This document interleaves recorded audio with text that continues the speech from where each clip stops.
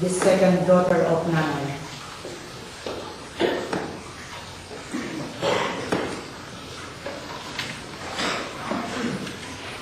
Hello everyone, I'm Celia.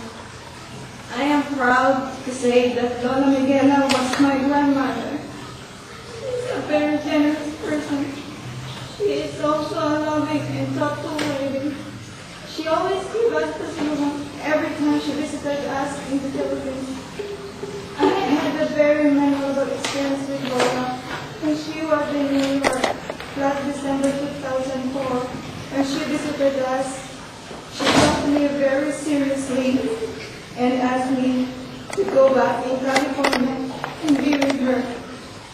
I'm so blessed to be chosen by Lola to be her companion as well as her caregiver. And I can say that I have no regrets that I spent my time, my life, and my love with her during those years. I will surely miss Lola. Lola, I love you.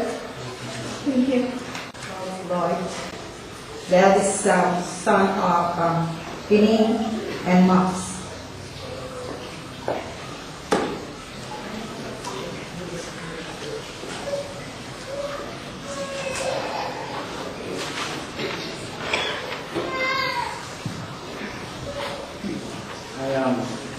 I had a very difficult time trying to write down all of the things that Lola has done to make my life so wonderful. Words can never describe her loving touch when she holds my hand. Her laugh when she remembers how I cut my middle finger. I slept through the night with it sticking up in the air. And for cooking, which she tried to feed me to make sure I didn't forget to go through my dishes. I struggled really hard to find the words to tell you all how much those things meant to me. And then I realized I don't have to. Because as I look out at the gathering of family and friends, I realized that I don't need to say anything. All of you were Lola's children at one point in time or another and have felt the type of love that only a mother can give. Remember all the times that she cooked something special for you. Remember all of the times that she asked about your relatives, your boyfriends and your girlfriends, and how you're doing in school. Remember how she made clothes for you.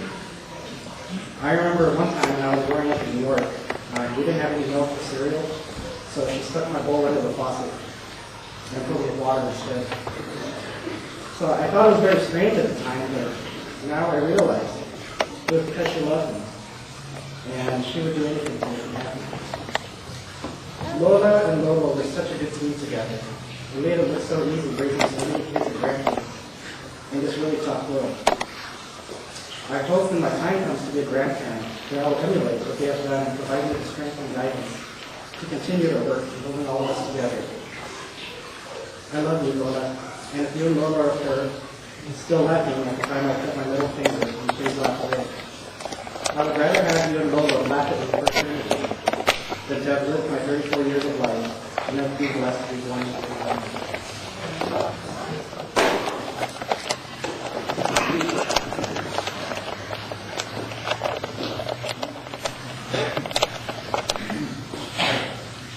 Lola, you were a babysitter quite a few of us here.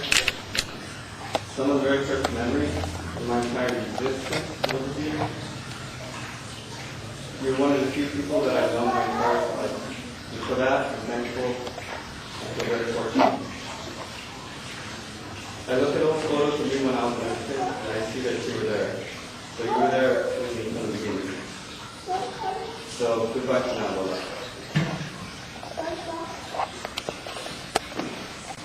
Of the three, also Pining and Maksa parents. My memories of Lola, when I was a little kid, the earliest I could remember was before I was in kindergarten. Take care of me while my parents were away working and my brothers were at school. And I remember always watching TV with them. And I remember she would always prepare some chocolate milk with some toast, and I would always dip the toast in the cup, and occasionally I still indulge in that, and I probably will continue to do that. And then when I was in kindergarten, Lola would always pick me up from school, and then she'd always be there to take care of me. And I always remember her watching soap operas during the daytime, always with the volume down, and I always thought it was funny because I could always hear her reactions to what was going on in the story. So I just want to say thank you, Lola, for always looking at me, and I'll miss you, and I'll never forget you.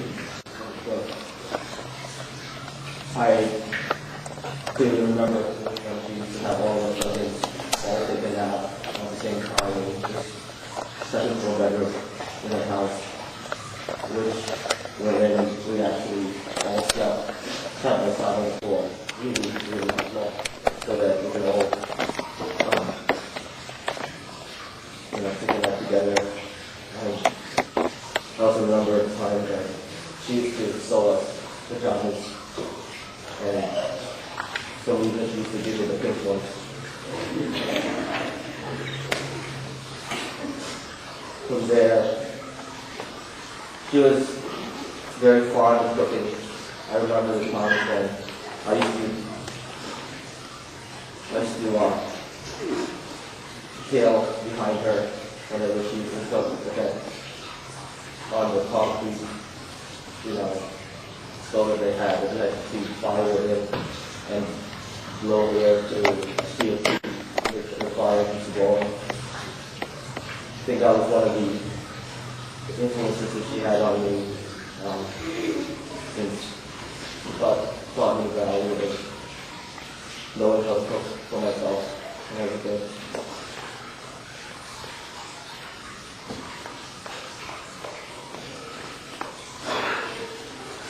Other memories that I have of Lola was, since even though she was, I guess, a housewife, she exhibited traits that were kind of out of her time, being a rebel, smoking her cigar with the cherries at her mouth while she was doing laundry. And the time when I had my first earring, which I thought she was going to get mad at me, but she looked at me and said, "Looks good on you." I was really thankful for that. It was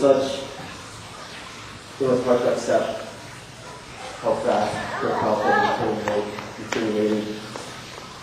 And last Christmas was actually the last time I got to see her.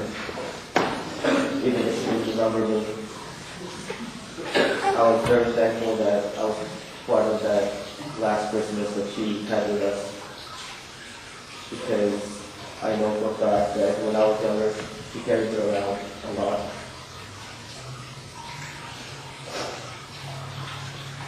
I was just looking good. I was there this last Christmas. And I was able to return that back and carry her downstairs for the Christmas tree so that she could have a last conversation with us.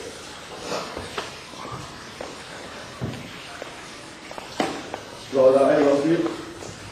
And I really appreciate everything that you've done to me. And as much as it saddens us for you to leave us,